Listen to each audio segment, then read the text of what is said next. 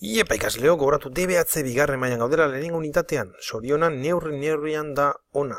Aurreko bideoan lehenengo bi adierazleak landu genituen, bidez honetan, hirugarren adierazle azalduko dugu. Zenbakiekin, positibo zein negatiboekin, eragiletak. Bi bideo grabatuko ditugu, lehenengoan batuketak, kenketak, biderketak eta zatiketak azalduko ditugu, eta hurrengoan, biak nahasian, landuko dira. Helburu argia, hirugarren adierazlea, zenbaki osoekin eta zatikiekin oinarrizko eragiletak egiten eta lehentasun arauak baliatuz eragile konplexuak egiten ikastea. Goazen. Azaldu aurretik, gogoratu pasatun urtean landutakoa. Bai lehentasun arauak, bai zatikiekin eragiletak. Oso garrantzitsua dana birpasatzea.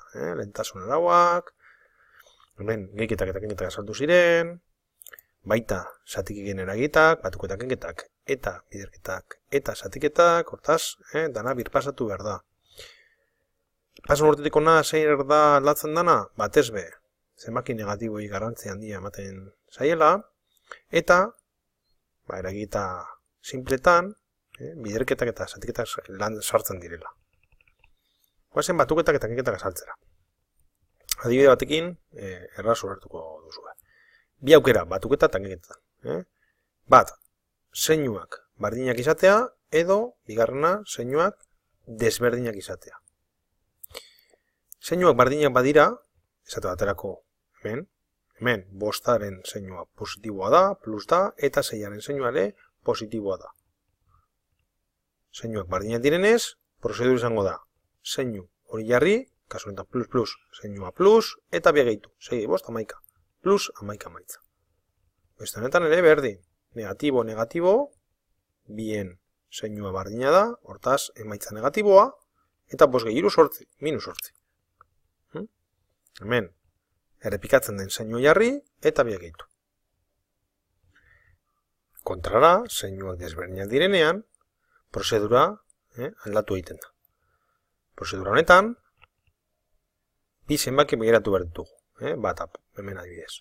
Bat positiboa, beste negatiboa. Zeinuak desberdinak dira. Altuena bietatik zein da? 8, ez? Zeinu hori izango da emaitzaren zeinua. Hemen negatiboa izango da emaitza. Eta gero bien arteko diferentzia jarriko dugu. Bien arteko diferentzia bi da. Hortaz emaitza minus bi. Hemen ere berdin. 4 eta 7 handiena, 7 hortaz zeinua negatiboa. Emaitza negatiboa izango da. Diferentzia 3. Minus 3 izango da emaitza.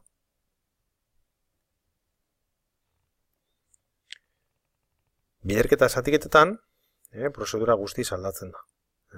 Hemen, begiratu behar duguna da. Zenbaki alde batetik eta bestetik zeinua.